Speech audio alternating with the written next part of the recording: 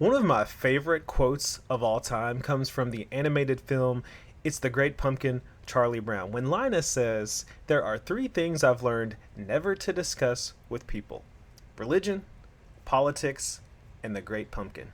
You see, Linus is a child with wisdom well beyond his years, especially when you compare him to some of the teachers we see these days who go on these unhinged rants on social media about religion and especially politics. And you know exactly what I'm talking about because as soon as Trump was elected president and as soon as he got into office, we saw a barrage of news reports of teachers who just went off on social media. Some teachers were even recorded in the classroom going on these rants in front of their students, saying all of these things, often violent things, about the president and his supporters. And look, why? Why? Okay, we're going to look at an article today, and the headline is Maine Teacher Makes Threats Against President Trump, Members of His Administration on Social Media. This was published on April 30th, 2025 on WMTW.com, reporting from Waterville, Maine. And look, I just don't get it. So we're going to talk about this article here, but I do want to remind you that if you like this video, please be sure to hit the like button. And if you want to stay caught up with Classroom Camp, consider subscribing. Obviously, you don't have to, but I would love to have you here as part of the Classroom Camp community. So let's take a look at this article. It says here, in a post shared on to Facebook shortly before 3:15 p.m. Tuesday, the Waterville senior high school teacher called upon the Secret Service to take out every single person who supports Trump's illegal, immoral, unconstitutional acts. In the same post, the teacher said she was not talking about assassinating Trump because he was duly elected by the American people. The teacher wrote in a subsequent post that she did not mean all Republicans should die, but that those in the room with Trump who are permitting and approving his egregious actions need to be held accountable. In another subsequent post, the teacher said she believes Trump and every sycophant he has surrounded himself with needs to die. Waterville Police Chief William Bonney said in a statement that the Waterville Police Department is aware of social media posts allegedly made by a Waterville school employee regarding supporters of Trump. And then it says here that the FBI made a statement on it, and Maine's Total Coverage has contacted Waterville Superintendent of Schools Peter Holland with a request for an update on the teacher's unemployment status, but Holland's office had not replied back as of Wednesday evening. The teacher was still listed on the Waterville Senior High School staff webpage as of Wednesday evening. And it also says that Maine's Total Coverage is choosing not to share the teacher's name because no charges have been filed against her, which is something I can agree with. And I usually, when we have some perpetrators in these articles that I share here, I normally try to stay away from naming the teacher. I'm not about public shaming, but I do like to talk about these stories because a lot of them are cautionary tales that teachers out there need to pay attention to. So what it looks like here in this article is that this teacher made these statements on Facebook, but then continued to try and backtrack on some of the statements that were made.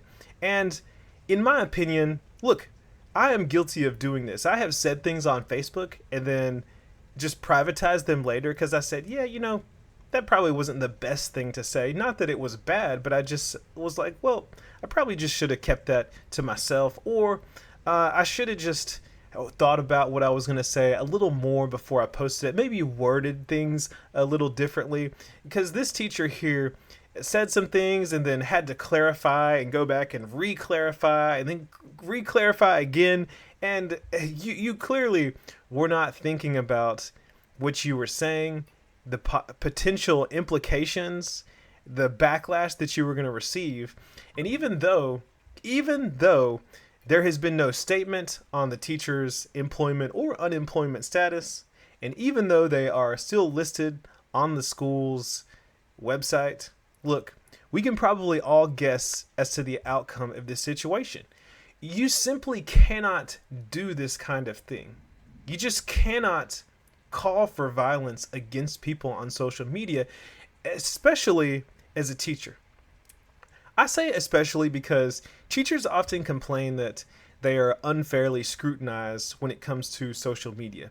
They feel that they are watched like a hawk on social media, and that's actually partially true because you have a lot of parents and children, especially students, that try to search for teachers and see what they're all about and try to get at them for whatever reason. A child or a parent doesn't like a teacher, so they're just trying to basically find all this evidence against them and try to have like a smear campaign against them and that sort of thing. It happens. It happens all the time.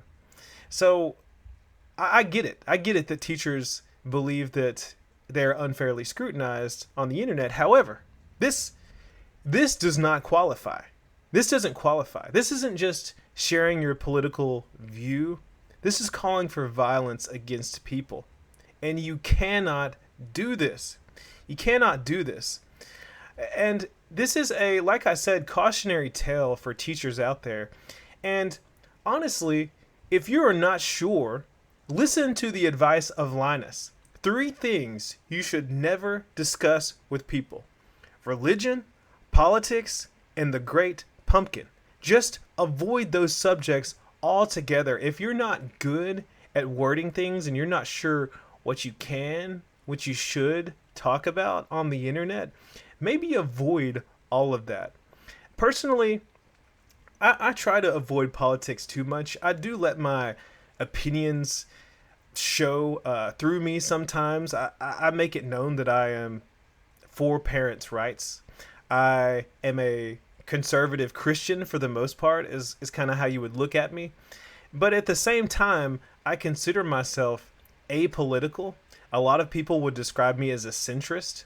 I just don't get involved in politics all that much because I have never in my life had a situation where I have needed to be politically charged and to vote for something that was truly going to sway the course of history.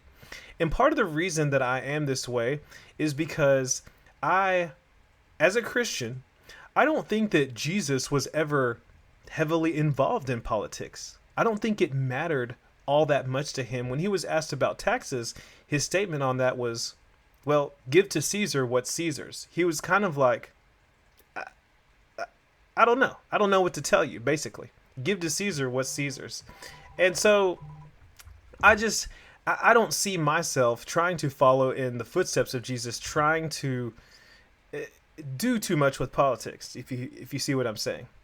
And so, look, I am not necessarily a Trump supporter. There are some things I like about Trump, just as there are some things that I liked about Kamala. But, you know, that's neither here nor there.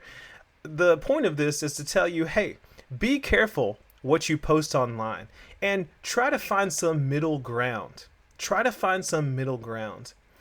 Do your own research and just be nice to people overall. Be nice to people. Don't call for violence, okay?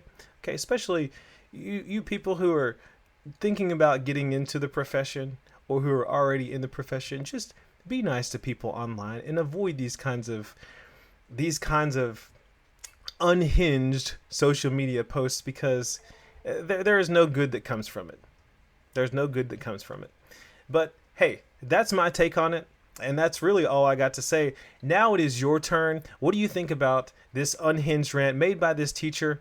And what do you think about teachers and how they are scrutinized on social media? Overall, let me know down in the comments. And don't forget to like this video if you like it. And consider subscribing to the channel. Thank you for watching. I'll see you in the next one.